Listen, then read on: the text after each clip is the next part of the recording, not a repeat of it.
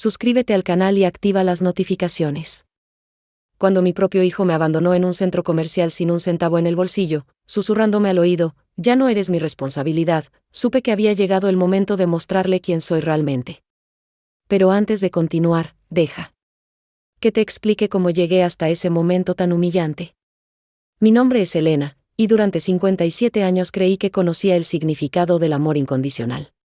Qué equivocada estaba. Era un martes por la tarde cuando Miguel, mi único hijo, me llevó al centro comercial con la excusa de pasar tiempo juntos. Recuerdo perfectamente su rostro tenso, la manera en que evitaba mi mirada mientras caminábamos entre las tiendas. Yo, como siempre, intentaba mantener una conversación ligera, preguntándole por su trabajo, por los nietos que apenas veía.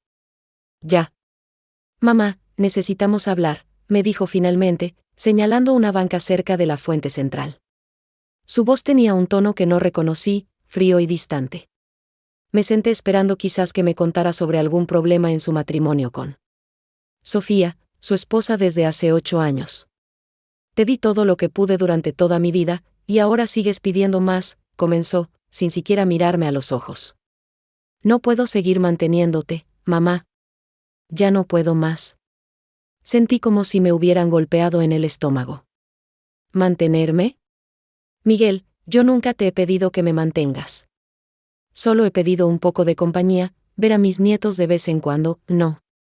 ¿Tienes nada, mamá? Nada. Su voz se quebró ligeramente, pero luego se endureció de nuevo.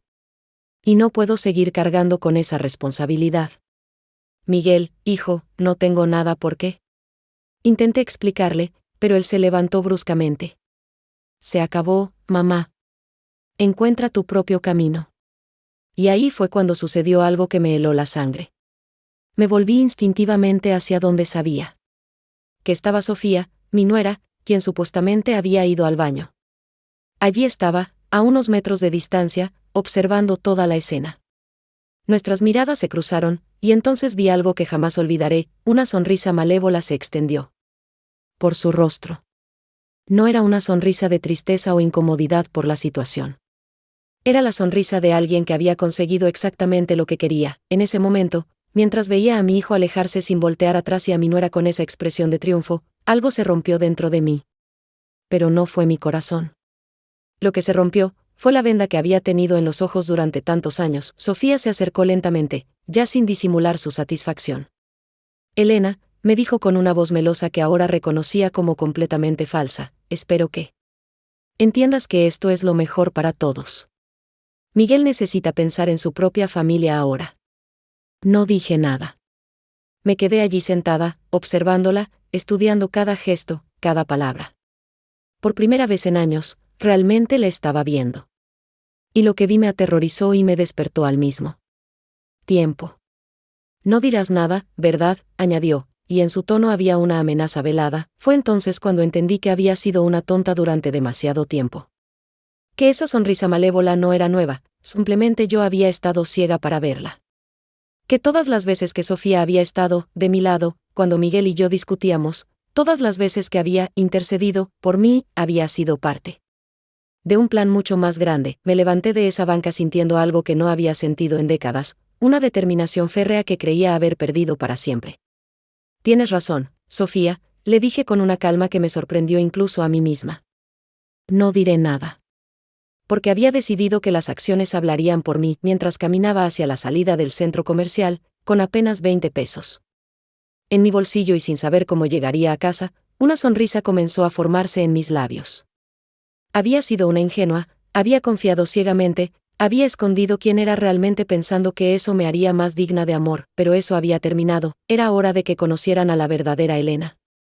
Y algo me decía que no les iba a gustar nada lo que iban a descubrir. Mientras esperaba el autobús, recordé las palabras de mi padre: Elena, una mujer fuerte sabe cuándo mostrar su fuerza. Pero más importante aún, sabe cuándo esconderla hasta el momento perfecto. Ese momento perfecto había llegado. Deja que te cuente cómo llegué a convertirme en esa mujer que permitió ser engañada durante tanto tiempo. Mi historia comienza en una pequeña ciudad del interior, donde nací en una familia que, aunque no era rica en dinero, era inmensamente rica en valores y principios. Mi padre, Roberto Mendoza, Era dueño de una pequeña empresa de construcción que había heredado de su padre. No era un imperio, pero nos daba una vida cómoda y respetable. Recuerdo vívidamente las mañanas cuando yo tenía 10 años, sentada en su oficina improvisada en casa, observándolo revisar contratos y hablar por teléfono con clientes. Elena, me decía mientras yo fingía hacer la tarea, pero en realidad escuchaba cada palabra, observa bien. En este mundo, las personas van a intentar aprovecharse de tu bondad. Pero eso no significa que debas dejar de ser buena. Significa que debes ser inteligente. Mi madre, Carmen, era maestra de escuela primaria. Una mujer elegante, culta, que hablaba 3 idiomas y tocaba el piano como una profesional. Era ella quien me enseñó que la educación era el único tesoro que nadie podría quitarme jamás. Cada noche, después de cenar, me sentaba junto a ella mientras revisaba los cuadernos de sus alumnos, y me contaba historias de grandes mujeres de la historia. Las mujeres fuertes, mi niña, no son aquellas que gritan más fuerte, me decía mientras acariciaba mi cabello. Son aquellas que conocen su valor y no necesitan que otros se los confirmen. Crecí en una casa donde la inteligencia se celebraba, donde mis opiniones importaban, donde se esperaba que fuera independiente y capaz. Mis padres nunca me dijeron que necesitaría un hombre para ser feliz, al contrario, me enseñaron que debería elegir compartir mi vida con alguien, no depender de esa persona para existir. Cuando cumplí 18 años, mi padre tomó una decisión que cambiaría mi vida para siempre, aunque yo no lo sabría hasta décadas después. Me llevó a su despacho y cerró la puerta con solemnidad. Elena, es hora de que sepas algo importante, comenzó, sacando un folder de su escritorio. Durante todos estos años, he estado guardando dinero a tu nombre. Una parte de los ingresos de la empresa van a una cuenta que solo tú conocerás. Me mostró documentos, números que para mi mente adolescente parecían enormes. Pero papá, ¿por qué tanto secreto? Porque, hija mía, el dinero cambia a las personas. Y quiero que cuando encuentres el amor verdadero, sepas que es auténtico. Que no te amen por lo que tienes, sino por quién eres. Fue mi padre quien me enseñó la importancia de mantener ciertos aspectos de mi vida en privado, no por deshonestidad, sino por protección. El poder real, me explicaba, radica en que otros subestimen tus capacidades. Durante mis años universitarios, estudié administración de empresas, pero también literatura y psicología. Mi padre insistía en que una educación completa era fundamental. No basta con saber manejar dinero, Elena. Debes entender a las personas, sus motivaciones, sus miedos. Recuerdo perfectamente el día de mi graduación. Mis padres estaban tan orgullosos, y yo me sentía invencible. Tenía 23 años, un título universitario, una cuenta bancaria saludable que nadie conocía, y toda la confianza del mundo en mi futuro. Fue precisamente esa confianza la que me llevó a tomar la decisión más ingenua de mi vida años. Después, cuando conocí a Ricardo, el padre de Miguel, yo tenía 25 años y trabajaba en una empresa de consultoría financiera. Era brillante en mi trabajo, respetada por mis colegas, y económicamente independiente. Ricardo era encantador, divertido, y aparentemente sin pretensiones económicas, ya que tenía su propio negocio próspero en el sector automotriz. Los primeros meses de nuestro noviazgo fueron mágicos. Él parecía genuinamente interesado en mis ideas, en mis sueños, en mis opiniones sobre todo tipo de temas. Nunca preguntó sobre mi situación económica, nunca pareció importarle que yo pagara mis propias cuentas o que insistiera en dividir los gastos de nuestras citas. Me encanta que seas tan independiente, me decía mientras caminábamos por el parque. Es refrescante conocer a una mujer que no necesita que la rescaten. Fue precisamente eso lo que me enamoró de él, parecía valorar mi independencia, mi fuerza, mi capacidad de cuidar de mí misma. Cuando nos casamos, 2 años después, tomé una decisión que ahora reconozco como el primer paso hacia mi propia trampa. En mi luna de miel, acostada junto a Ricardo en una playa caribeña, le confesé sobre mi situación financiera. Ricardo, hay algo que quiero compartir contigo, le dije, sintiendo que era importante ser completamente honesta con mi esposo. Mi familia tiene más recursos de los que aparentamos. Su reacción fue exactamente la que yo esperaba, sorpresa, luego admiración por mi humildad. Elena, eso no cambia nada para mí. Te amo por quien eres, no por lo que tienes. Pero ahora, décadas después, me doy cuenta de que algo cambió en sus ojos ese día. Fue sutil, casi imperceptible, pero estaba ahí, una nueva forma de mirarme, como si acabara de descubrir algo valioso que no sabía que poseía. Miguel nació 3 años después de nuestro matrimonio. Fue el bebé más hermoso del mundo, al menos para mí. Ricardo parecía un padre amoroso y dedicado, y yo me sentía completa. Teníamos una casa hermosa, 2 carreras exitosas, y un hijo sano y feliz. Por algunas razones que ahora comprendo mejor, comencé a minimizar mis logros profesionales. Cuando me ofrecieron un ascenso importante que requería más viajes, lo rechacé para estar más tiempo en casa. Cuando mi empresa quiso enviarme a dirigir la sucursal de otra ciudad con un salario considerablemente mayor, también dije que no. La familia es lo primero, me repetía a mí misma, creyendo que estaba tomando decisiones sabias y nobles. Lo que no sabía entonces era que cada no que le daba a mi carrera, cada vez que elegía ser solo una madre y esposa, estaba construyendo la jaula dorada en la que después me encontraría atrapada. Pero en ese momento, con mi bebé en brazos y mi esposo aparentemente amoroso a mi lado, pensaba que había encontrado la felicidad perfecta. Qué ingenua fui al creer que la felicidad podía construirse sobre el sacrificio constante de una misma. Los primeros años de matrimonio con Ricardo fueron como vivir en una burbuja dorada. Habíamos alquilado una casa en un barrio residencial tranquilo, con un jardín donde Miguel daba sus primeros pasos tambaleándose entre las flores que yo cultivaba. Cada mañana, Ricardo llegaba del trabajo alrededor de las 6 de la tarde, siempre con esa sonrisa que me había conquistado desde el primer día. Se quitaba la corbata, levantaba a Miguel en brazos y me daba un beso en la frente mientras yo terminaba de preparar la cena. ¿Cómo están mis 2 tesoros?, preguntaba, y Miguel reía con esas carcajadas infantiles que llenaban toda la casa. De alegría, recuerdo particularmente las noches de viernes. Era nuestra tradición ordenar pizza, poner música suave y bailar los 3 en la sala. Miguel, que apenas tenía 2 años, se aferraba a nuestras piernas mientras Ricardo y yo nos movíamos lentamente al ritmo de boleros románticos. Nunca pensé que podría ser tan feliz, me susurraba Ricardo al oído durante esos bailes. Contigo y con Miguel, mi vida tiene sentido completo.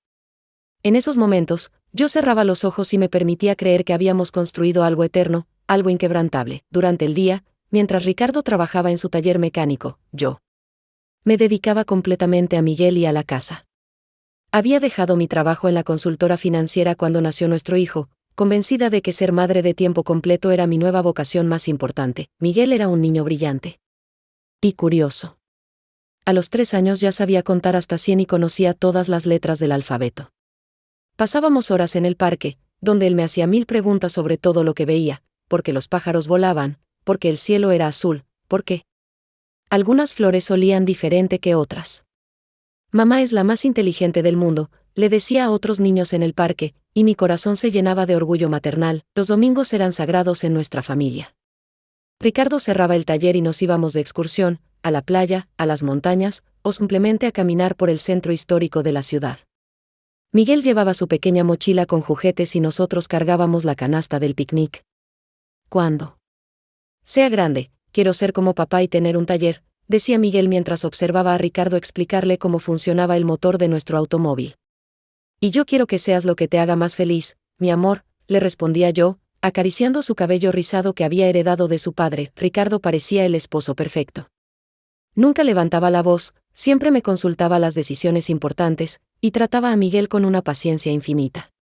Cuando yo me sentía agobiada por las responsabilidades domésticas, él aparecía con flores o con una propuesta de salir a cenar solos mientras mi madre se quedaba cuidando al niño. Elena, eres una madre extraordinaria, pero también eres mi esposa y necesitas tiempo para ti, me decía cuando yo protestaba que no era necesario tanto gasto. Lo que más me enamoraba de Ricardo era cómo me hacía sentir valorada. Cada logro pequeño de mi día lo celebraba como si fuera algo monumental. Si había preparado un platillo nuevo, él lo elogiaba como si fuera una chef profesional. Si había organizado el armario o decorado algún rincón de la casa, él notaba cada detalle. Tienes un talento natural para hacer que cualquier lugar se sienta como hogar, me decía mientras me abrazaba por la espalda en la cocina, pero había momentos, muy sutiles, en los que algo no encajaba completamente.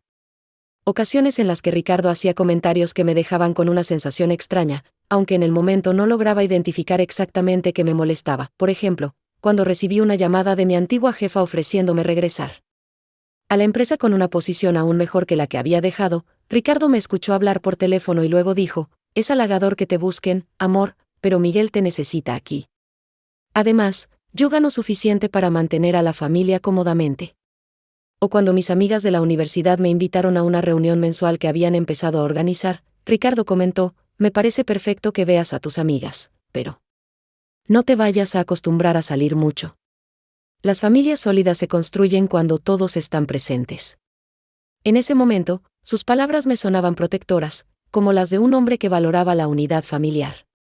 No reconocí las señales de control que ahora veo claramente. Miguel crecía siendo un niño feliz y seguro. Ricardo y yo habíamos acordado que la disciplina sería siempre con amor y paciencia, nunca con gritos o castigos severos. Funcionaba perfectamente, Miguel era obediente, cariñoso y respetuoso.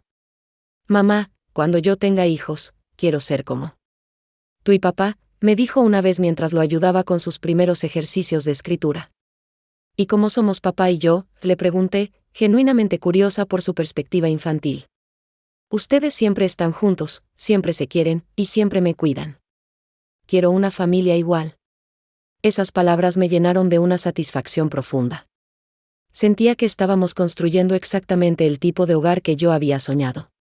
Desde niña, los cumpleaños de Miguel eran celebraciones épicas. Ricardo y yo nos esmerábamos en organizarle fiestas temáticas elaboradas, superhéroes, dinosaurios, piratas. Invitábamos a todos los niños de su clase y a las familias del vecindario. Elena organiza las mejores fiestas infantiles de la ciudad, comentaban las otras madres, y yo me sentía orgullosa de esa reputación. Ricardo documentaba cada momento con su cámara. Teníamos álbumes completos de fotos familiares, Miguel aprendiendo a andar en bicicleta, nuestras vacaciones en la costa, las navidades en casa de mis padres, los primeros días de escuela. Algún día, cuando Miguel sea adulto, va a agradecer que hayamos guardado todos estos recuerdos, decía Ricardo. Mientras organizaba las fotografías, durante esos años, yo realmente creía que habíamos logrado algo especial. Una familia nuclear perfecta, basada en amor, respeto y valores sólidos. Ricardo parecía admirar mi dedicación, Miguel florecía bajo nuestro cuidado, y yo me sentía realizada en mi papel de esposa y madre. No tenía idea de que cada día que pasaba siendo, solo, una ama de casa, cada mes que dejaba pasar sin utilizar mis habilidades profesionales, cada año que transcurría sin mantener mi independencia económica activa. Estaba perdiendo partes esenciales de quién era realmente. Tampoco sabía que Ricardo había comenzado a ver mi dedicación no como un regalo que yo le daba a la familia, sino como algo que él merecía, algo que podía dar por sentado, y definitivamente. No imaginaba que el niño dulce y cariñoso que dormía cada noche abrazando su osito de peluche, crecería para convertirse en alguien capaz de abandonarme sin mirar atrás. En esos años dorados, cuando todo parecía perfecto, ya se estaban plantando las semillas de mi futura destrucción, pero yo era demasiado feliz para verlas crecer. La decisión que cambiaría mi vida para siempre llegó cuando Miguel cumplió 5 años. Hasta ese momento, había manejado mis finanzas personales de manera discreta pero inteligente. Mi herencia familiar seguía creciendo en inversiones que revisaba mensualmente, y ocasionalmente hablaba con mi padre sobre oportunidades de negocio que surgían. Ricardo sabía que tenía algunos ahorros familiares, como yo lo había descrito vagamente, pero nunca había dimensionado la verdadera magnitud de mi patrimonio. Y yo, ingenuamente, había interpretado su falta de curiosidad como una virtud, un hombre que me amaba por quien era, no por lo que poseía. Todo cambió durante una cena familiar en casa de mis padres. Mi padre, ya entrando en sus 60 años, había comenzado a hablar más abiertamente sobre la sucesión de los negocios familiares. Elena, me dijo mientras tomábamos café en su estudio después de la cena, es momento de que asumas un papel más activo en la administración del patrimonio familiar. Has demostrado tener excelente juicio financiero, y Ricardo parece ser un hombre estable y confiable. Ricardo, que había sido incluido en la conversación por primera vez, se quedó callado cuando mi padre comenzó a mostrarle documentos, estados de cuenta, y propiedades que yo había heredado y que seguían generando ingresos considerables. Elena nunca me había mencionado esto, dijo Ricardo, señalando los papeles con una expresión que no supe interpretar en ese momento. Nuestra hija es muy modesta, respondió mi padre con orgullo. Pero creemos que es importante que, como su esposo, conozcas la situación real de la familia. Esa noche, durante el viaje de regreso a casa, Ricardo estuvo inusualmente silencioso. Miguel se había quedado dormido en el asiento trasero, Y yo intenté iniciar conversación varias veces sin éxito. ¿Estás molesto por algo?, le pregunté finalmente. No molesto, respondió lentamente. Sorprendido. Impactado, diría yo. Elena, ¿por qué nunca me contaste la verdad sobre tu situación económica? Te conté que mi familia tenía recursos. Repliqué, confundida por su tono. Nunca te mentí. Pero tampoco me dijiste que eras, bueno, que eras rica. Muy rica. La palabra, rica, sonó extraña viniendo de él. Como si fuera algo de lo que avergonzarse. Durante las siguientes semanas, noté cambios sutiles en Ricardo. Comenzó a hacer comentarios sobre nuestra situación económica, refiriéndose a mi herencia como si fuera algo compartido automáticamente por el matrimonio. Ahora que sabemos cuáles son nuestros recursos reales, decía, podríamos considerar expandir el taller, tal vez comprar el edificio donde está ubicado. Ricardo, le respondía, mi herencia está en inversiones a largo plazo. No es dinero disponible para gastos inmediatos. Pero somos esposos, Elena. Lo mío es tuyo y lo tuyo es mío, ¿no es así? Algo en su insistencia me generaba una incomodidad que no sabía cómo expresar. Decidí hablar con mi madre al respecto. Mamá, Ricardo ha estado haciendo comentarios extraños desde que papá le mostró los documentos financieros. Mi madre, sabia como siempre, me miró con preocupación. Elena, el dinero cambia a las personas. A veces revela quiénes son realmente. Pero Ricardo no es así, protesté. Él me ama, no le importa mi dinero. Hija, espero que tengas razón. Pero prométeme algo, mantén siempre tu independencia financiera. Nunca pongas todo en manos de otra persona, sin importar cuánto la ames. Debería haber escuchado a mi madre. En cambio, tomé la decisión más estúpida de mi vida. Una noche, después de que Miguel se durmiera, Ricardo y yo estábamos viendo televisión cuando él volvió a sacar el tema. Elena, he estado pensando. Sé que tienes tus razones para manejar tu dinero por separado, pero me hace sentir menos hombre, de alguna manera. ¿Menos hombre? No entiendo. Como si no fuera capaz de mantener a mi familia. Como si mi esposa fuera quien realmente tiene el poder económico en esta casa. Me volteé para mirarlo, sorprendida por la vulnerabilidad en su voz. Ricardo, jamás he pensado en el dinero como poder.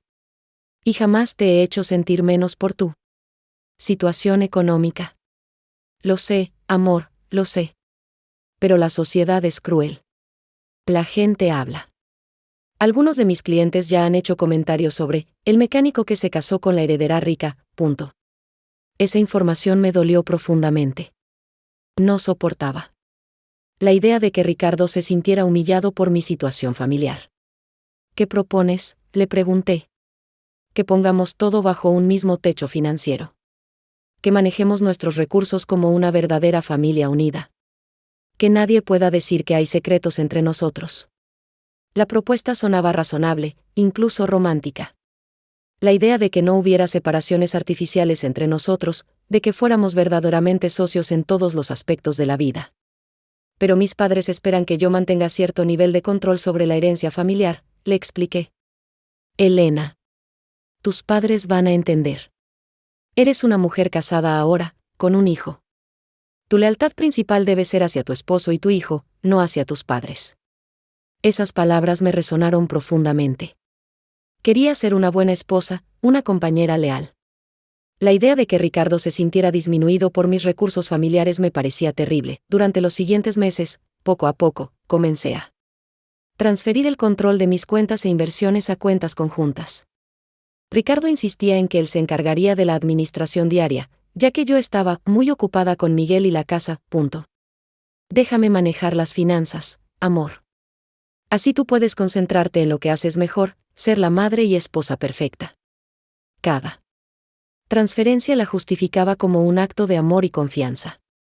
Cada vez que firmaba un documento que le daba más control sobre mis bienes, me decía a mí misma que estaba construyendo un matrimonio más sólido. Mi padre notó los cambios cuando revisamos las cuentas trimestrales. Elena, veo que has estado haciendo muchos movimientos financieros últimamente. Papá, Ricardo y yo decidimos unificar nuestras finanzas. Es lo normal en un matrimonio. Mi padre frunció el ceño, pero no dijo nada más en ese momento. Más tarde, mi madre me llamó por teléfono. Elena, tu padre está preocupado. Dice que has transferido control sobre casi el 80% de tu herencia. Mamá, confío en Ricardo completamente. Él jamás me haría daño. Hija, no se trata de si te haría daño intencionalmente. Se trata de que el dinero puede corromper incluso a las mejores personas. Pero yo estaba completamente ciega ante cualquier señal de advertencia. Ricardo parecía más feliz, más seguro de sí mismo. Había expandido su taller, comprado nuevos equipos, contratado más empleados. Mira lo que hemos logrado juntos, me decía mientras me mostraba las mejoras en su negocio. Esto es lo que significa ser verdaderos socios. Miguel, ahora de 6 años, parecía impresionado por los cambios en el taller de su padre. Papá es el mejor mecánico de toda la ciudad, me decía con orgullo, todo parecía perfecto en la superficie. Teníamos más dinero disponible para gastos familiares, Ricardo estaba construyendo un negocio próspero, y yo me sentía orgullosa de haber contribuido a ese éxito. Lo que no sabía era que había puesto mi futuro completamente en manos de un hombre que había comenzado a verme no como su esposa igual, sino como la fuente de recursos que había hecho posible su ascenso social y económico. Tampoco sabía que cada vez que yo firmaba un documento, cada vez que transfería más control, estaba construyendo mi propia prisión. La prisión dorada donde años después me encontraría completamente indefensa, dependiente, y a merced de personas que habían aprendido a ver mi generosidad no como amor, sino como debilidad que podían explotar. Pero en ese momento, firmando los últimos papeles que transferían mi independencia económica, me sentía como la esposa más amorosa y confiada del mundo. ¿Qué precio tan alto pagué por esa ilusión de amor incondicional? Los cambios comenzaron de manera tan gradual que al principio los interpreté como evolución natural de nuestro matrimonio. Miguel tenía 8 años cuando empecé a notar que algo fundamental había cambiado en la dinámica de nuestra familia. Aunque tardé mucho tiempo en admitir que lo que estaba viendo eran señales de alarma, la primera vez que sentí algo extraño fue durante una cena familiar. Habíamos invitado a mis padres y Ricardo estaba contándoles sobre una nueva inversión que había hecho con nuestro dinero sin consultármelo previamente. Compré 3 terrenos en la zona industrial, anunciaba con orgullo mientras cortaba su bistec. Van a construir una nueva autopista que pasará exactamente por ahí. En 5 años, esos terrenos van a valer el triple. Mis padres intercambiaron una mirada que no pasé por alto. Ricardo, dijo mi padre cuidadosamente, esas son decisiones importantes que generalmente se consultan entre esposos. Por supuesto, respondió Ricardo con una sonrisa condescendiente, pero Elena confía completamente en mi criterio para estos temas. Ella prefiere concentrarse en Miguel y en la casa. ¿Verdad, amor? Todas las miradas se dirigieron hacia mí. Sentí una presión extraña en el pecho, como si estuviera siendo puesta a prueba. Claro, respondí automáticamente, Ricardo tiene muy buen ojo para los negocios. Pero esa noche, después de que mis padres se fueran, no pude evitar cuestionar la situación. Ricardo, me hubiera gustado que me comentara sobre los terrenos antes de comprarlos. Su expresión cambió instantáneamente. Elena, pensé que habíamos acordado que yo me encargaría de las inversiones. Además, tú no entiendes mucho sobre bienes raíces. ¿Cómo que no entiendo? Estudié administración financiera. Eso fue hace años, amor. Ahora tu experiencia está en criar a Miguel y mantener esta casa funcionando perfectamente. Cada uno tiene su área de experiencia. Fue la primera vez que sentí que me estaban reduciendo a un papel doméstico, minimizando mi capacidad intelectual. Pero Ricardo lo dijo con tanta naturalidad, con tanto cariño aparente, que me convencí de que estaba siendo demasiado sensible. Miguel también comenzó a mostrar cambios sutiles. Había empezado a hacer comentarios que me dejaban perpleja. Mamá, me dijo un día mientras yo lo ayudaba con su tarea de matemáticas, papá dice que las mujeres no son muy buenas con los números. Que por eso él maneja el dinero de la familia. Me quedé helada. ¿Papá te dijo eso? Sí, cuando le pregunté por qué tú no trabajas como las mamás de mis amigos. Dice que tú eres diferente, que eres más femenina. Esa noche confronté a Ricardo sobre el comentario. ¿Le dijiste a Miguel que las mujeres no somos buenas con los números? Elena, lo que le dije es que cada persona tiene diferentes habilidades. Que su madre es excepcional en crear un hogar amoroso, y que eso es más valioso que cualquier trabajo. Pero él interpretó que las mujeres somos menos capaces intelectualmente. Estás exagerando. Miguel te adora.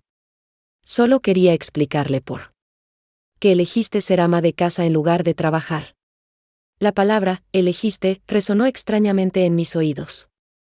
Realmente había elegido, o había sido gradualmente empujada hacia esa situación. Los cumpleaños de Miguel se habían convertido en eventos cada vez más elaborados y costosos. Para sus 9 años, Ricardo organizó una fiesta en un salón de eventos con payasos profesionales, un castillo inflable gigante, y regalos excesivos para todos los niños invitados. ¿No crees que es demasiado?, le pregunté mientras veía la factura. Elena, ahora podemos permitírnoslo. Miguel debe crecer sabiendo que pertenece a una familia exitosa. Que su padre es un hombre próspero. Noté que ya no decía, somos una familia exitosa, sino que, su padre es un hombre próspero. Como si mi contribución al éxito familiar hubiera sido borrada de la narrativa, Miguel comenzó a hablar de dinero de una manera que me incomodaba. Papá dice que somos ricos, le comentó a su primo durante una reunión familiar. Dice que yo nunca voy a tener que preocuparme por el dinero como otros niños. Miguel, le dije después, el dinero es importante, pero no debe ser lo más importante. Hay valores más fundamentales como la bondad, la honestidad, el esfuerzo. Pero mamá, respondió con la lógica aplastante de un niño de 9 años, papá dice que la gente que no tiene dinero es porque no se esfuerza lo suficiente. Que nosotros somos diferentes porque somos más inteligentes. Esas conversaciones me generaban una ansiedad creciente. Sentía que estaba perdiendo influencia sobre los valores que quería inculcarle a mi hijo, pero cada vez que intentaba abordar el tema con Ricardo, él lo minimizaba. Elena, Miguel está desarrollando confianza en sí mismo. Eso es positivo. No lo conviertas en algo complicado. El distanciamiento de mis amigas fue otro cambio que sucedió gradualmente. Las reuniones mensuales que había mantenido durante años con mis compañeras de universidad comenzaron a espaciarse. Es que Ricardo opina que esas reuniones son pérdida de tiempo, le expliqué a Carla, mi mejor amiga de la carrera. Dice que las mujeres casadas deberían invertir su tiempo libre en actividades que beneficien a la familia. Carla me miró con preocupación. Elena, ¿tú qué opinas? ¿Nosotras somos pérdida de tiempo para ti? No, por supuesto que no. Pero bueno, tal vez Ricardo tiene razón en que debería priorizar más tiempo en familia. Elena, nos conocemos desde hace 15 años. Nunca habías hablado así. ¿Estás bien? No supe qué responder porque honestamente no estaba segura. Había comenzado a dudar de mis propios juicios, de mis propias necesidades. Cuando Ricardo expresaba una opinión sobre cómo debería comportarme o qué debería priorizar, automáticamente asumía que él tenía razón. La relación con mis padres también se volvió más tensa. Durante una visita, mi madre notó que yo parecía ansiosa y cansada. Elena, hija, te veo muy delgada. ¿Estás comiendo bien? ¿Durmiendo suficiente? Estoy bien, mamá.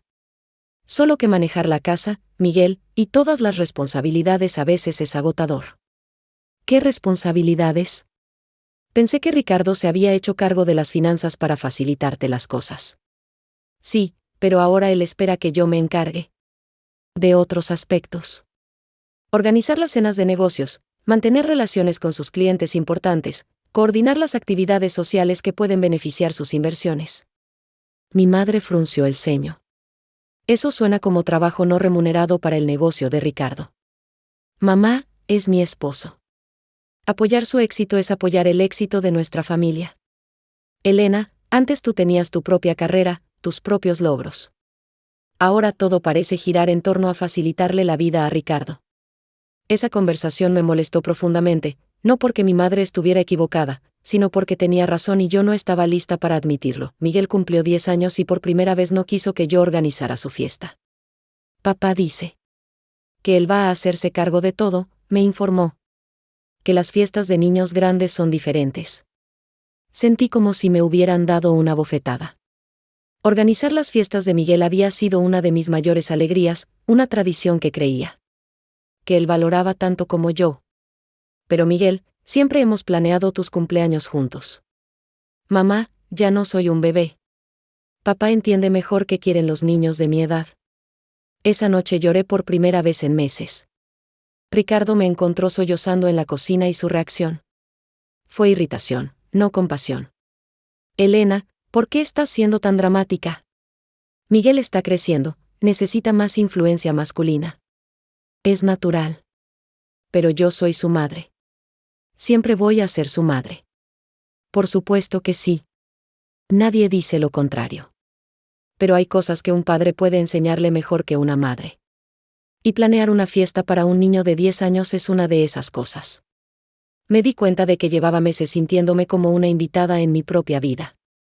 Como si mis opiniones fueran sugerencias opcionales que Ricardo y Miguel podían aceptar o rechazar según su conveniencia, pero aún no tenía el valor de reconocer que esas señales eran síntomas de algo mucho más grave que se estaba gestando.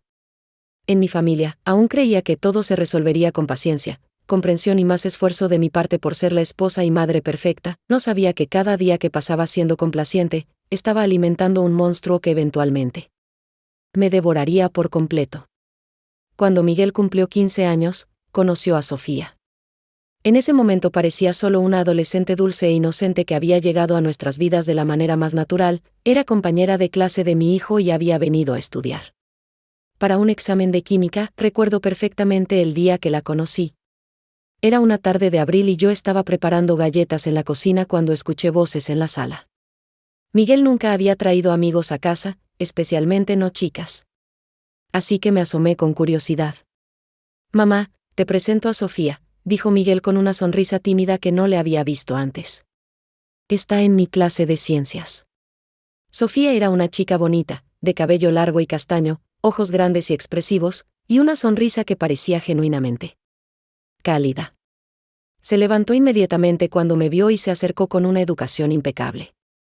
Mucho gusto, señora Elena, dijo extendiéndome la mano. Miguel me ha hablado mucho de usted. Dice que hace las mejores galletas de chocolate de la ciudad. Me causó una excelente primera impresión. Era cortés, articulada, y parecía provenir de una familia con buenos valores.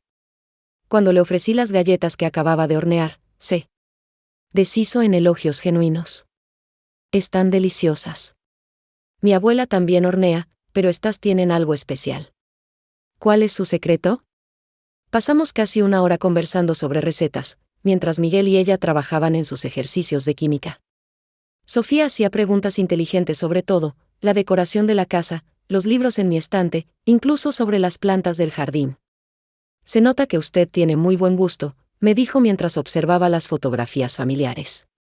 Debe haber sido muy difícil crear un hogar tan acogedor. Esos cumplidos me llegaron directo al corazón.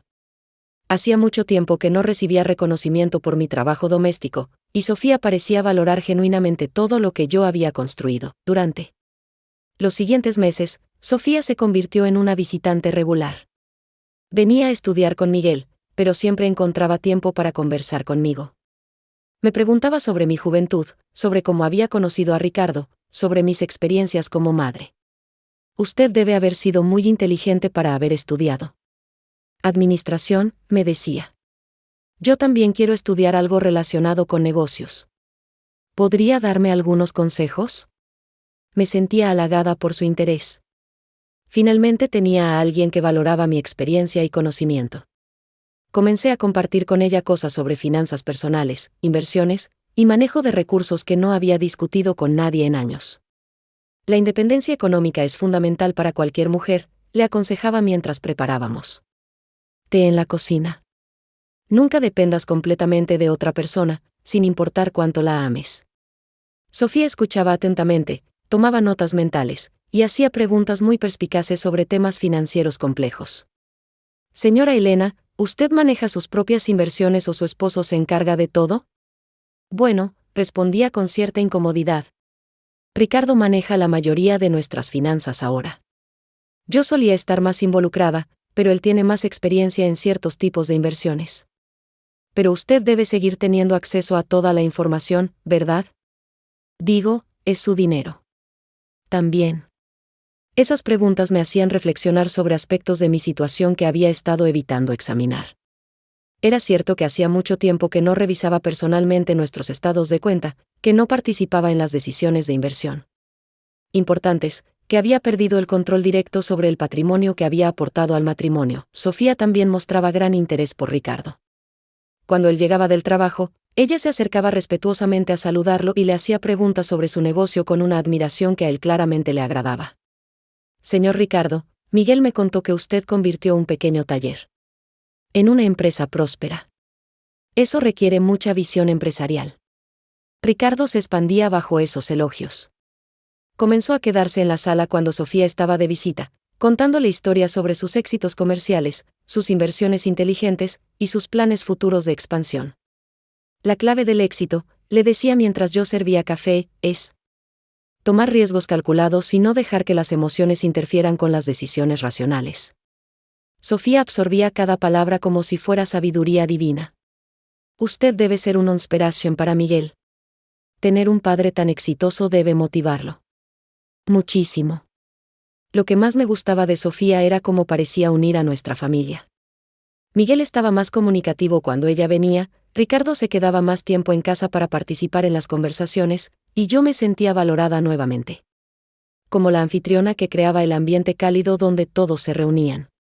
Tu novia es encantadora, le comenté a Miguel un día después de que Sofía se fuera. No es mi novia, mamá, protestó sonrojándose. Solo somos amigos que estudian juntos. Pero era obvio que había algo especial entre ellos. La forma en que se miraban, como Miguel se esforzaba por impresionarla, como Sofía se quedaba más tiempo del necesario para terminar las tareas escolares. A los 6 meses de conocerla, Sofía comenzó a mencionar casualmente problemas en su casa. Su madre trabajaba doble turno y llegaba muy tarde, su padre había abandonado la familia años atrás, y ella muchas veces se quedaba sola estudiando hasta muy tarde. Si necesitas un lugar tranquilo para estudiar, siempre eres bienvenida aquí, le ofrecí genuinamente. Señora Elena, usted es tan generosa. No quiero ser una molestia. Nunca podría ser una molestia, querida. Al contrario, me encanta tenerte aquí. Le das vida a esta casa. Gradualmente, Sofía comenzó a quedarse a cenar con nosotros.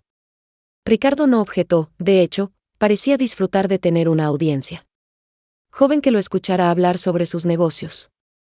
Miguel estaba radiante de felicidad. Y yo me sentía útil nuevamente, cuidando de alguien que parecía necesitar y valorar mi atención maternal.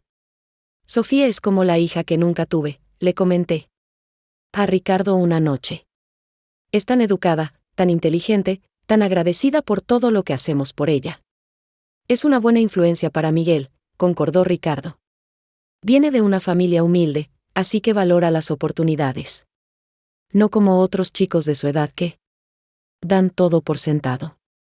Durante las cenas familiares, Sofía hacía preguntas aparentemente inocentes sobre nuestro estilo de vida, nuestras posesiones, nuestros hábitos financieros. ¿Siempre han vivido en esta casa tan hermosa?, preguntaba mientras admiraba el comedor.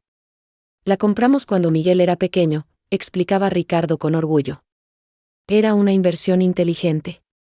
Ahora vale 3 veces lo que pagamos. ¿Y tienen otras propiedades? Digo, para alguien como usted que entiende tanto de inversiones, debe tener un portafolio diversificado. Ricardo, halagado por su interés, comenzó a compartir detalles sobre nuestro patrimonio que incluso a mí me sorprendían. Propiedades que yo no sabía que habíamos adquirido, inversiones en sectores que desconocía, cuentas bancarias que no recordaba haber autorizado. Ricardo, le comenté después en privado, ¿no crees que estás compartiendo demasiada información personal con Sofía? Es muy joven. Elena, la chica está genuinamente interesada en aprender sobre finanzas. Además, prácticamente es como familia ya. ¿Qué puede hacer una adolescente con esa información? Debería haber confiado en mi instinto. Debería haber notado que las preguntas de Sofía eran demasiado específicas, demasiado dirigidas, demasiado sofisticadas para una chica de su edad. Debería haber visto que estaba recopilando información sistemáticamente, no por curiosidad académica, sino con un propósito específico, pero yo estaba tan hambrienta de aprecio, tan necesitada de sentirme valorada e importante, que interpreté su atención como admiración genuina.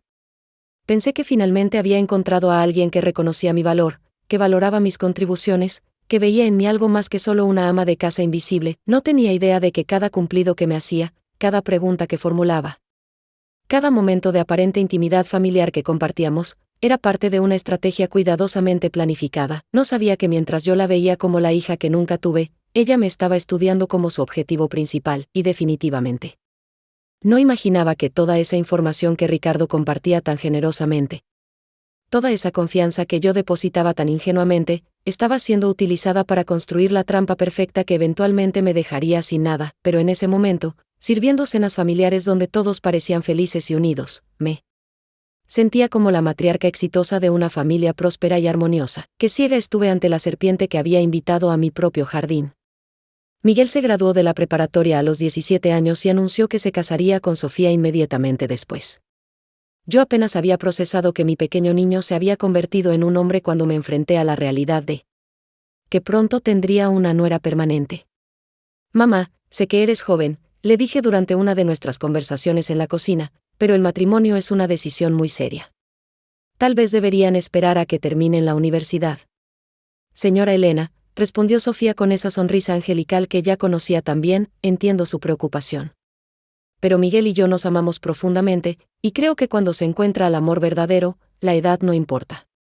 Además, podemos estudiar juntos mientras construimos nuestra vida. La boda se celebró 6 meses después en el jardín de nuestra casa. Fue una ceremonia pequeña pero elegante, que por supuesto organicé yo completamente. Sofía no tenía familia extendida que pudiera colaborar, y su madre trabajaba tanto que apenas podía participar en los preparativos. Durante los meses previos a la boda, Sofía prácticamente se mudó a nuestra casa. Es más práctico, explicaba Ricardo. Así puede ayudarte con los preparativos y Miguel no tiene que estar yendo y viniendo constantemente para verla. Me encantaba tenerla tan cerca. Finalmente tenía la compañía femenina que había extrañado durante tantos años.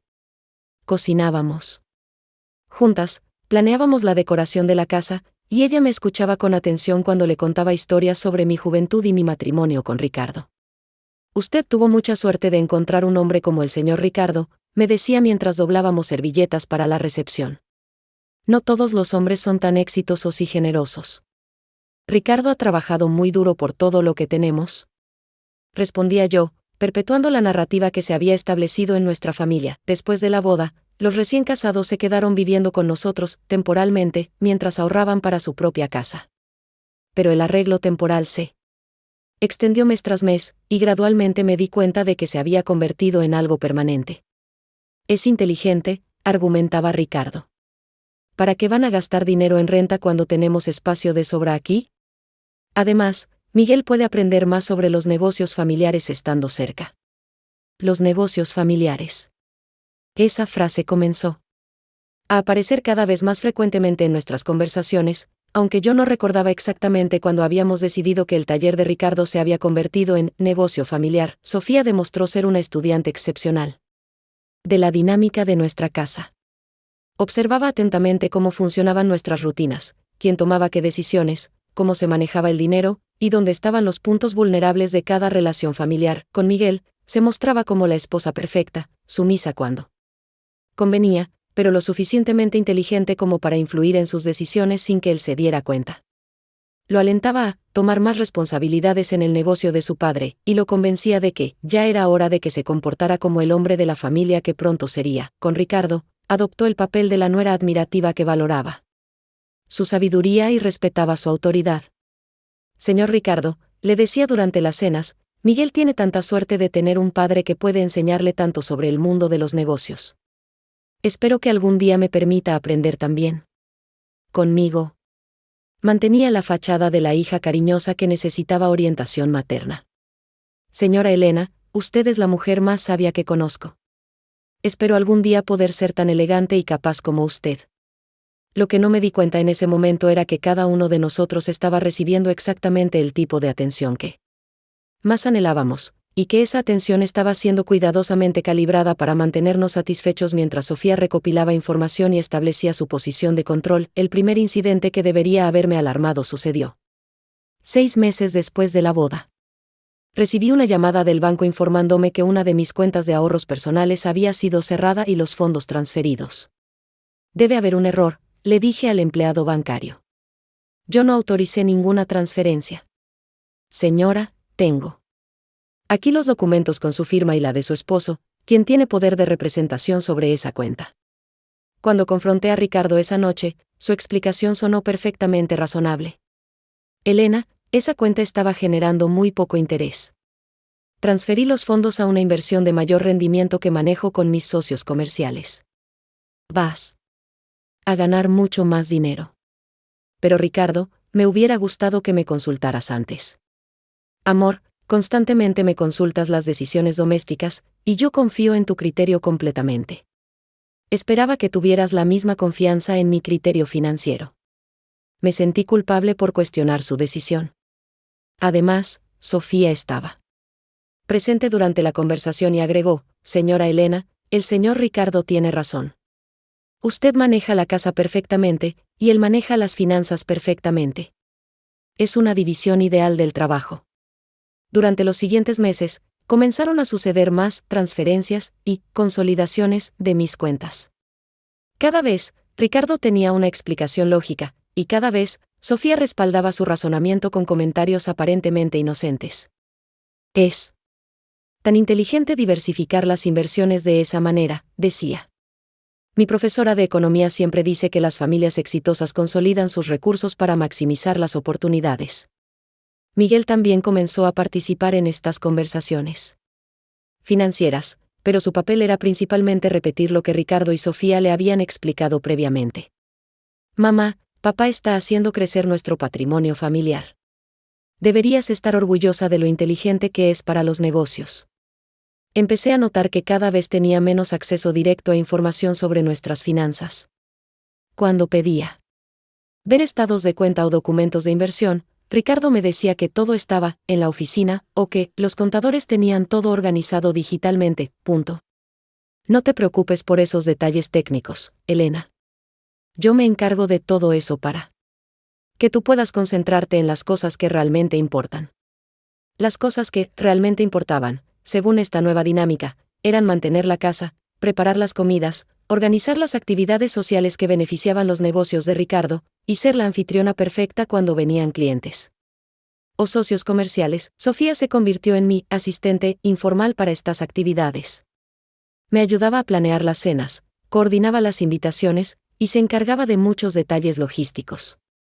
Usted tiene tanto que hacer, señora Elena. Déjeme ayudarla con las cosas más pequeñas para que pueda concentrarse en lo importante. Gradualmente, sin darme cuenta, Sofía comenzó a tomar control de más aspectos de la administración doméstica. Ella se encargaba de las compras del supermercado, coordinaba con los servicios de mantenimiento de la casa, y manejaba la correspondencia que llegaba a nuestro hogar. Es más eficiente si me encargo yo de esas cosas, explicaba. Así usted puede descansar más y no tiene que lidiar con todos esos detalles aburridos.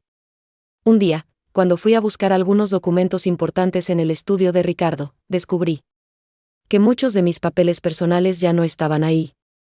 ¿Dónde están mis documentos de identificación y mis títulos de propiedad originales?, le pregunté a Ricardo. Los guardé en la caja de seguridad del banco, junto con todos nuestros documentos importantes. Es más seguro así. Pero necesito acceso a esos documentos. Son míos. Por supuesto que tienes acceso. Solo necesitas pedírmelos cuando los necesites. Esa respuesta me generó una inquietud profunda. Mis propios documentos personales ahora requerían la autorización de mi esposo para acceder a ellos. Cuando le mencioné esta preocupación a Sofía, su respuesta fue aparentemente comprensiva pero sutilmente manipuladora. Señora Elena, entiendo que se siente extraña, pero piénselo, usted ya no tiene que preocuparse por mantener seguros todos esos papeles importantes. El señor Ricardo se encarga de todo eso. Es como tener un asistente personal gratuito.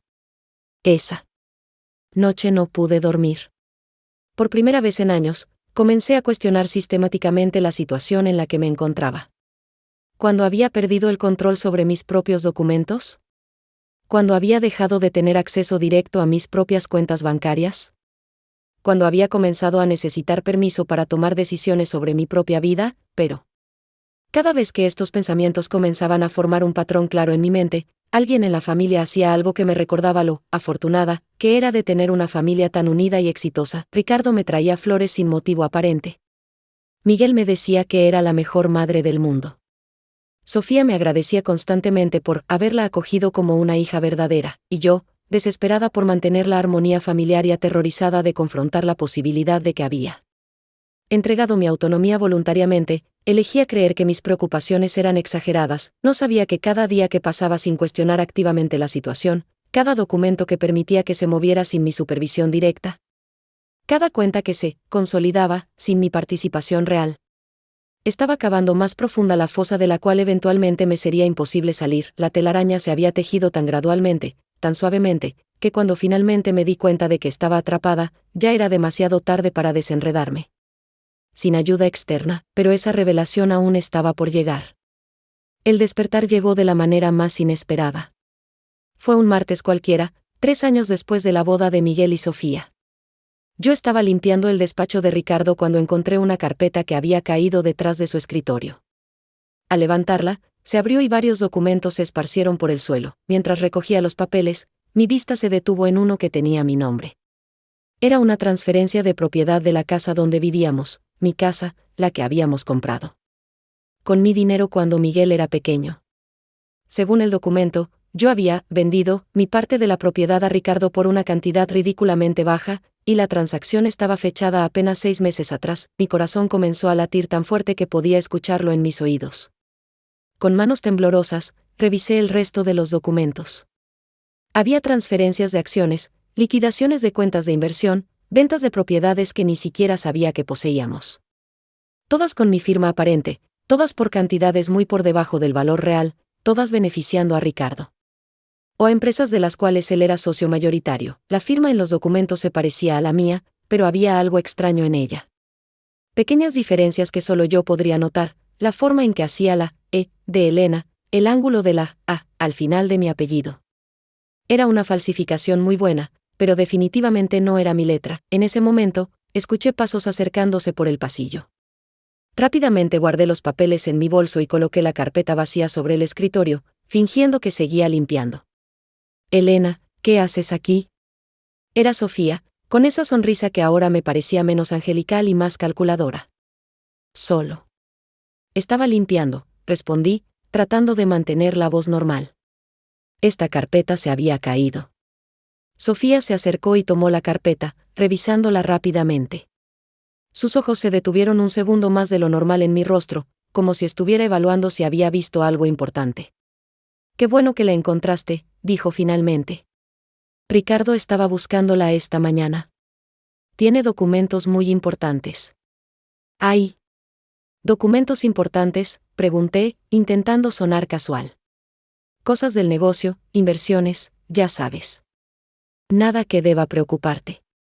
Esa noche no pude dormir. Los documentos que había visto se repetían en mi mente una y otra vez. Si lo que había encontrado era real, significaba que durante años habían estado robándome sistemáticamente, falsificando mi firma para transferir mis bienes a nombres de otras personas. Al día siguiente, cuando Ricardo y Miguel salieron a trabajar y Sofía fue a la universidad, tomé una decisión que cambiaría el curso de mi vida. Llamé a un taxi y me dirigí al banco donde originalmente tenía mis cuentas principales. Señora Mendoza, dijo el gerente después de revisar su computadora, me temo que ya no tiene cuentas activas con nosotros. Todas fueron cerradas y los fondos transferidos según sus instrucciones escritas. ¿Mis instrucciones? ¿Podría mostrarme esos documentos? Cuando vi las solicitudes de cierre de cuentas, confirmé mis peores sospechas. Las firmas eran falsificaciones, muy buenas, pero definitivamente no eran mías. Alguien había estado suplantando mi identidad durante años. ¿Quién procesó estas transacciones?, pregunté. Su esposo, el señor Ricardo Mendoza, como su representante legal autorizado. También vino acompañado de su nuera en varias ocasiones. Una joven muy preparada, debo decir. Conocía todos los detalles de sus cuentas mejor que muchos de nuestros propios clientes. Sofía. Por supuesto. Toda esa admiración por mi sabiduría financiera, todas esas preguntas aparentemente inocentes sobre inversiones y cuentas bancarias. Había estado recopilando información para facilitar el robo sistemático de mi patrimonio. Salí del banco sintiendo como si el mundo se hubiera inclinado sobre su eje. Durante el viaje de regreso a casa, traté de procesar la magnitud de lo que había descubierto. No era solo que me hubieran robado dinero, habían construido un sistema elaborado de fraude que había estado funcionando durante años bajo mis propias narices. Cuando llegué a casa, me encerré en mi habitación y comencé a hacer una lista de todo lo que recordaba sobre mis bienes originales. Propiedades que había heredado de mis padres, cuentas de inversión que había establecido antes del matrimonio, incluso joyas y objetos de valor que habían pertenecido a mi familia durante generaciones. Poco a poco, recordé conversaciones que en su momento me habían parecido normales pero que ahora tomaban un significado siniestro. Elena, tu collar de perlas antigua necesita limpieza profesional. Déjame llevarlo a un joyero que conozco. Amor, esos documentos viejos de tu abuela están ocupando mucho espacio. Vamos a digitalizarlos y guardar los originales en un lugar más seguro. Elena, esas acciones de tu padre están en un portafolio muy conservador. Déjame diversificarlas para que generen mejores rendimientos.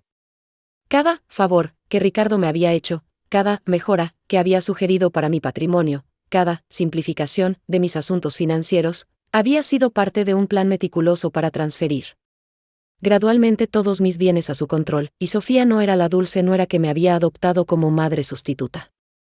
Era la cerebro detrás de la operación, la que había estudiado mis vulnerabilidades emocionales y las había explotado sistemáticamente para ganar mi confianza mientras robaba mi herencia. Esa noche, durante la cena, observé a mi familia con ojos completamente nuevos. Ricardo hablaba sobre una nueva oportunidad de inversión que había surgido. Miguel asentía admirativamente a cada palabra de su padre. Sofía me servía la cena con esa sonrisa cariñosa que ahora reconocía como completamente falsa. Elena, me dijo Ricardo, necesito que firmes algunos documentos mañana. Es para consolidar las últimas inversiones que hicimos el mes pasado. ¿Qué tipo de documentos?, pregunté cuidadosamente. Nada complicado, amor. Solo papeles del contador. Para efectos fiscales. Sofía intervino inmediatamente. Señora Elena, yo puedo explicarle los documentos si quiere. He estado ayudando al señor Ricardo con algunos trámites administrativos. Por supuesto que sí. Sofía, la estudiante, que quería aprender sobre finanzas, resulta que había estado manejando mis asuntos financieros mejor que yo misma. Gracias, querida, respondí con la misma sonrisa falsa que ella me había estado dando durante años. Pero creo que puedo manejar mis propios documentos. Vi un destello de algo en los ojos de Sofía. Sorpresa, tal vez. O preocupación. Era la primera vez en años que yo había rechazado su ayuda con algo importante. Los siguientes días los dediqué a investigar discretamente. Llamé a antiguos contactos profesionales, pedí información sobre las empresas mencionadas en los documentos que había encontrado, y comencé a reconstruir la cronología del robo sistemático del que había sido víctima. La imagen que emergió era aterradora en su sofisticación. Ricardo y Sofía habían establecido un sistema de empresas fantasma, cuentas bancarias ficticias, y transferencias cruzadas que hacían casi imposible rastrear el destino final de mis bienes. Habían utilizado mi confianza ciega y mi deseo de mantener unida a la familia para convencerme de firmar documentos que básicamente les daban acceso total a mi patrimonio, pero lo más doloroso no era el robo del dinero. Era darme cuenta de que durante años había estado viviendo una mentira completa. Que la admiración de Sofía era actuación. Que el respeto de Miguel por mi papel maternal era condescendencia. Que el amor protector de Ricardo era control manipulador. Había sido una tonta, pero no era una tonta indefensa.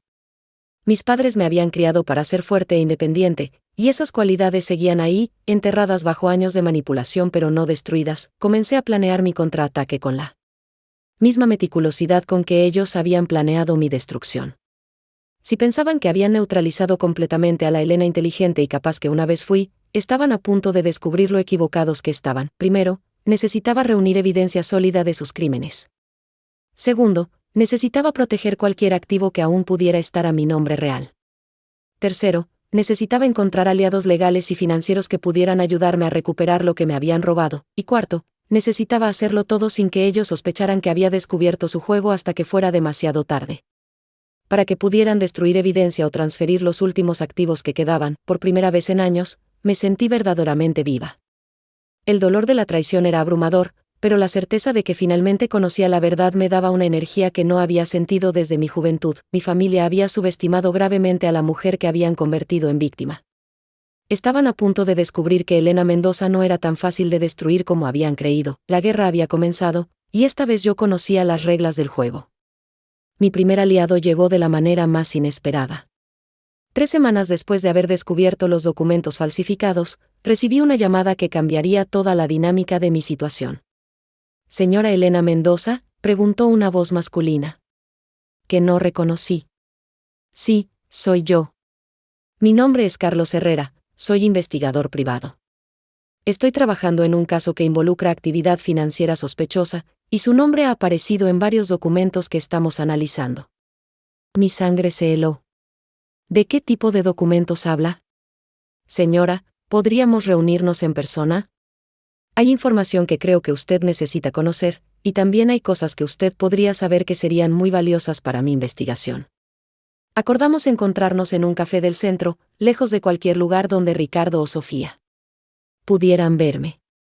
Carlos resultó ser un hombre de unos 50 años, serio pero no intimidante, con esa mirada analítica que he aprendido a asociar con las personas que se ganan la vida desenredando mentiras. «Señora Mendoza», comenzó después de que ordenamos café, he estado investigando una red de fraude financiero que opera a través de empresas fantasma y transferencias fraudulentas. Su nombre aparece como víctima en al menos 12 transacciones diferentes durante los últimos 4 años. Saqué de mi bolso los documentos que había fotografiado secretamente del despacho de Ricardo. ¿Algo como esto? Carlos examinó las fotografías con atención profesional. Exactamente como esto. «Señora, ¿usted firmó estos documentos?» Jamás. Ni siquiera sabía que existían hasta hace 3 semanas. Su esposo y su nuera han sido muy activos. Tenemos registros de al menos 20 visitas a diferentes bancos en los últimos 2 años, siempre con documentación aparentemente legítima que los autoriza a actuar en su nombre. ¿Cómo descubrió todo esto? Carlos se inclinó hacia adelante. Una de las empresas que su esposo utiliza para lavar el dinero robado está siendo investigada por la Unidad de Delitos Financieros. Cuando comenzamos a rastrear el origen de los fondos, su nombre apareció una y otra vez como la fuente original de los activos. La ironía era amarga. Después de años de ser ignorada y minimizada por mi propia familia, finalmente las autoridades habían notado mi existencia porque mis bienes robados eran tan significativos que habían llamado la atención de los investigadores federales. «¿Qué puedo hacer para ayudar?», pregunté. «Mucho. Pero primero, necesitamos asegurar su seguridad.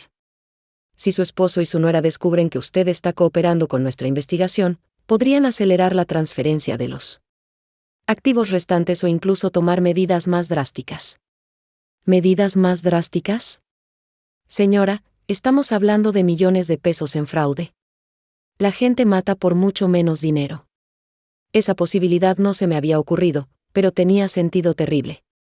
Si Ricardo y Sofía eran capaces de robarme sistemáticamente durante años, fingiendo amor y respeto familiar, ¿qué más serían capaces de hacer para proteger su esquema criminal?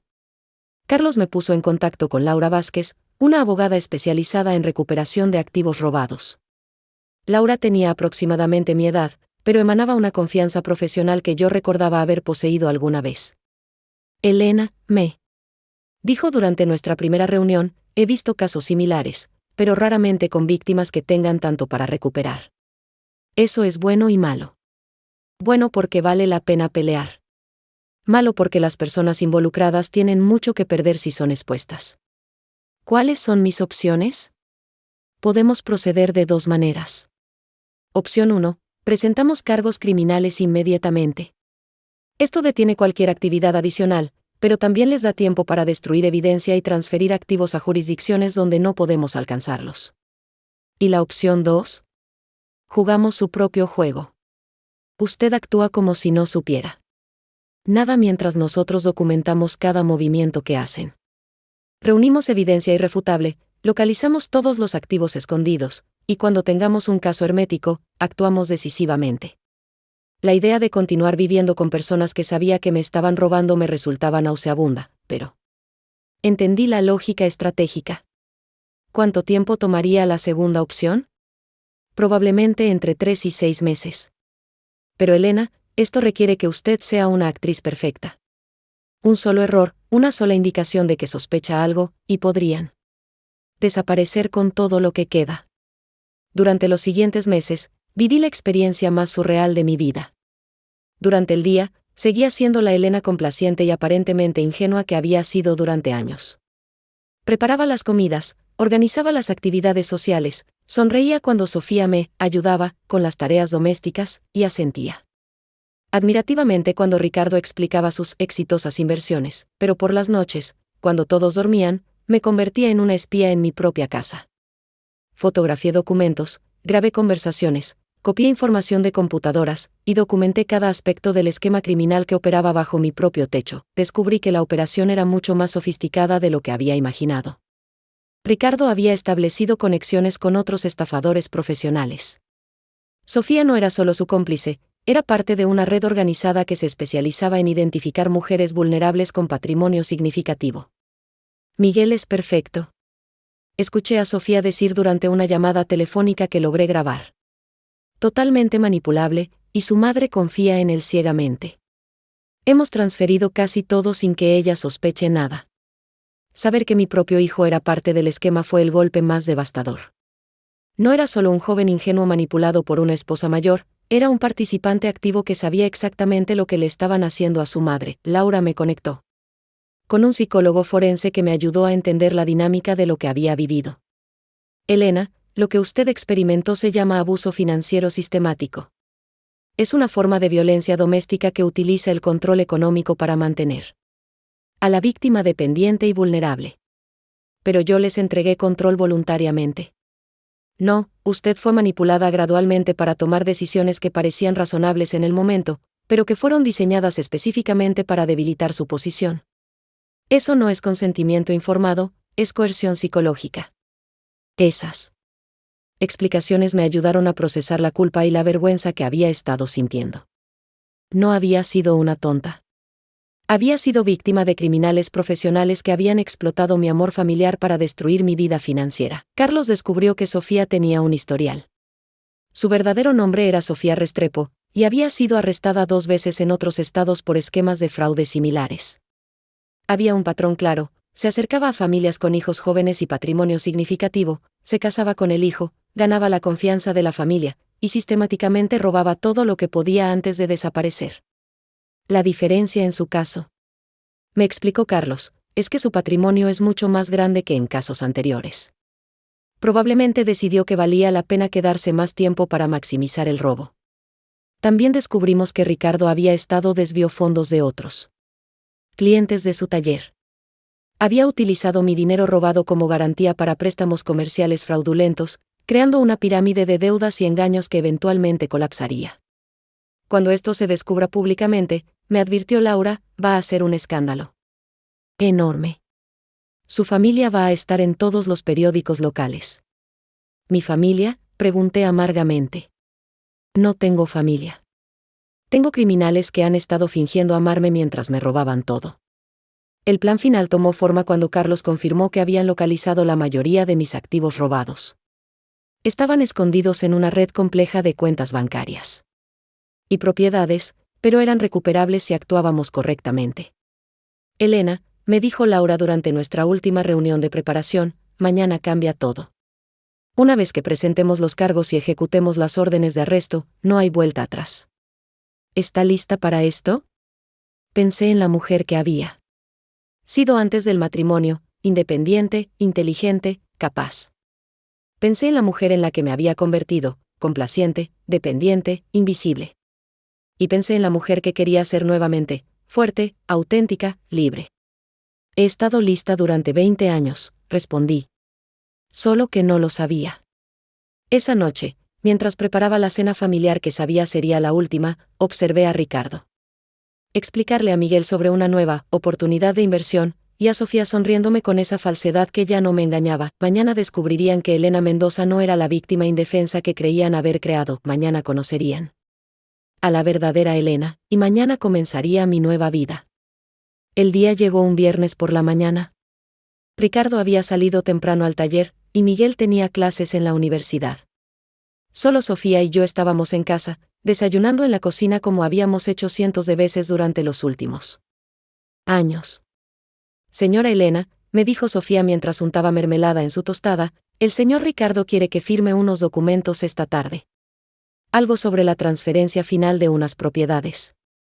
La transferencia final. Por supuesto. Habían guardado lo mejor para el último momento, las propiedades que mi padre me había heredado directamente, las que tenían valor sentimental además del económico. ¿Qué propiedades?, pregunté con la misma voz complaciente que había estado usando durante meses. No estoy segura de los detalles, mintió con esa sonrisa angelical que conocía tan bien. Pero dice que es importante hacerlo antes de fin de mes por temas fiscales. Sonreí y asentí como lo había hecho tantas veces. Por supuesto, querida. Confío completamente en el juicio de Ricardo para esas cosas. Sofía pareció relajarse. Después de tantos meses de mi comportamiento predecible, probablemente pensó que había ganado completamente mi confianza. A las 10 de la mañana exactamente, sonó el timbre. Iré a abrir, le dije a Sofía, quien se levantó para acompañarme. En la puerta estaban Carlos Herrera, Laura Vázquez, y 3 oficiales de policía con órdenes de arresto. Señora Sofía Restrepo, preguntó uno de los oficiales. Vi cómo el color desapareció completamente del rostro de Sofía. Mi nombre es Sofía Mendoza, balbuceó. Señora, tenemos una orden de arresto contra usted por fraude, falsificación de documentos y robo de identidad. Sofía me miró con una expresión que jamás olvidaré. La máscara angelical había caído completamente, reemplazada por una furia y desesperación que revelaban su verdadero carácter. Elena, gritó. No sabes lo que estás haciendo. Todo lo que tienes es gracias a nosotros. Sin Ricardo no eres nada. Sin Ricardo, respondí con una calma que me sorprendió incluso a mí misma, soy exactamente quien era antes de conocerlo. Una mujer inteligente, independiente y capaz. Algo que nunca dejé de ser, aunque ustedes trataron muy duro de hacerme olvidarlo. Mientras las esposas se cerraban alrededor de sus muñecas, Sofía siguió gritando. Eres una vieja estúpida. Deberías estar agradecida de que alguien como Miguel siquiera te tolerara. Sin nosotros morirías sola y abandonada. Sofía, le dije mientras los oficiales se la llevaban, la única que va a morir sola en una celda eres tú. Carlos se quedó conmigo mientras Laura coordinaba el arresto. Elena, ¿está bien? Mejor que nunca, respondí honestamente. ¿Y Ricardo? Los agentes lo están arrestando en el taller en este momento. Miguel también. Saber que Miguel sería arrestado me dolió más de lo que esperaba, pero era necesario. Mi hijo había elegido ser parte del crimen contra su propia madre. Esas eran las consecuencias de sus decisiones. 2 horas después, recibí una llamada de Laura. Elena, tengo noticias excelentes. Hemos recuperado aproximadamente el 85% de sus activos. Algunas propiedades fueron vendidas. Pero el dinero está en cuentas que podemos rastrear y recuperar. ¿Y el resto? Gastado en el estilo de vida lujoso que Ricardo había adoptado. Automóviles caros, vacaciones, equipamiento para el taller. Pero la mayoría de su patrimonio está intacto. Esa tarde, por primera vez en años, me senté sola en mi casa. Era extraño el silencio después de tantos años de voces manipuladoras, llenando cada espacio. Pero no era un silencio vacío, era un silencio lleno de posibilidades. Mi teléfono sonó. Era Miguel, llamando desde la estación de policía. Mamá, su voz sonaba quebrada, necesito que vengas. Necesito un abogado. Necesito que me ayudes. Miguel, respondí después de una pausa larga, durante años te pedí que me vieras, que me valoraras, que me respetaras como tu madre. En lugar de eso, elegiste participar en robarme todo lo que tenía. Ahora necesitas ayuda, y esperas que yo corra a rescatarte como siempre lo hice. Mamá, por favor. Sofía me manipuló. Papá me convenció de que estábamos protegiendo el patrimonio familiar. Miguel, tienes 25 años. Eres lo suficientemente adulto para saber que falsificar la firma de tu madre y robar su herencia está mal. No importa quién te haya manipulado, punto. ¿Entonces me vas a abandonar? ¿Cómo nos abandonaste a nosotros? Esa acusación me habría destrozado hace 6 meses. Ahora solo me confirmó que había tomado la decisión correcta. Miguel, yo nunca los abandoné. Ustedes me robaron, me traicionaron, y me humillaron sistemáticamente durante años. Ahora van a enfrentar las consecuencias legales de sus acciones. Eso no es abandono, eso es justicia. Colgué el teléfono y lo apagué. Los siguientes meses fueron un torbellino de procedimientos legales, recuperación de activos, y reconstrucción de mi vida. Ricardo, Sofía y Miguel fueron condenados a diferentes periodos de prisión. Ricardo recibió la sentencia más larga, 12 años por fraude agravado y robo organizado. Sofía recibió 10 años, considerando sus delitos anteriores. Miguel, como cómplice menor, recibió 5 años con posibilidad de libertad condicional. Durante el juicio, intentaron retratarme como una mujer vengativa que había destruido a su propia familia por dinero. Pero la evidencia era abrumadora, y el juez vio claramente quién era la verdadera víctima. Señora Mendoza, me dijo el juez durante la sentencia, espero que este fallo le devuelva no solo su patrimonio, sino también su fe en la justicia. Con mis activos recuperados, tomé decisiones que la Elena de hace 5 años nunca habría imaginado. Vendí la casa donde había vivido tantos años de mentiras y me mudé a un apartamento moderno en el centro de la ciudad. Retomé mi carrera profesional, estableciendo una consultoría financiera especializada en ayudar a víctimas de abuso económico. Mi primer cliente fue una mujer de 60 años cuyo hijo y nuera le habían robado su negocio familiar. Mientras escuchaba su historia, reconocí en sus ojos la misma confusión y vergüenza que yo había sentido. Elena, me dijo después de que recuperamos sus bienes, usted me salvó la vida. No solo financieramente, sino emocionalmente. Me ayudó a recordar quién soy realmente. Esos momentos me confirmaron que había encontrado mi verdadero propósito. 6 meses después de los arrestos, recibí una carta de Miguel desde la prisión. Era larga, llena de disculpas y súplicas de perdón. Decía que había entendido el daño que me había causado, que Sofía realmente lo había manipulado, que quería reconstruir nuestra relación. Leí la carta una vez y la guardé en un cajón. Tal vez algún día, cuando él hubiera cumplido su sentencia completa y demostrado con acciones reales que había cambiado, consideraría darle una oportunidad. Pero ese día no había llegado, y tal vez nunca llegaría. Un año después, mientras revisaba los estados de cuenta de mi empresa próspera, reflexioné sobre el viaje que había tomado para llegar hasta aquí. Había perdido una familia, pero había recuperado mi alma. Había perdido la ilusión del amor incondicional, pero había ganado el amor propio auténtico. La mujer que ahora miraba hacia atrás a esos años de manipulación y abuso no sentía amargura. Sentía gratitud. Gratitud por haber encontrado la fuerza para luchar. Gratitud por haber descubierto que era más resistente de lo que creía. Gratitud por haber aprendido que el amor verdadero nunca requiere el sacrificio de la dignidad propia. En las tardes, cuando terminaba de trabajar con mis clientes, a menudo caminaba por el parque cerca de mi nuevo hogar. Veía familias jugando juntas, parejas ancianas tomadas de la mano, madres con sus hijos adolescentes. Esas escenas ya no me causaban dolor o envidia. Me recordaban que el amor auténtico existe, pero que reconocerlo requiere conocer primero el valor propio. Mi teléfono sonó.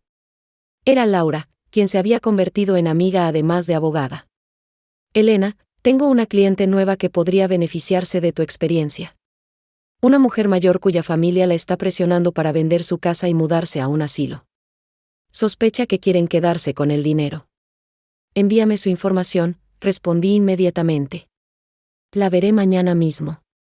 Mientras colgaba, sonreí, pensando en la ironía. Había necesitado ser completamente destruida para descubrir mi verdadero poder. Había necesitado perderlo todo para entender lo que realmente valía la pena conservar. La Elena que había sido abandonada en ese centro comercial ya no existía. En su lugar estaba una mujer que sabía exactamente quién era, lo que valía, y lo que nunca más permitiría que le hicieran, y esa mujer era imparable. Cuando mis antiguos victimarios salgan de prisión en algunos años, se encontrarán con Un mundo donde Elena Mendoza ya no es una víctima vulnerable. Es una mujer empoderada que ayuda a otras mujeres a encontrar su propia fuerza. Descubrirán que el mayor error que cometieron no fue robarme el dinero, fue ayudarme a recordar quién soy realmente, y por esa lección involuntaria, casi podría agradecerles, casi.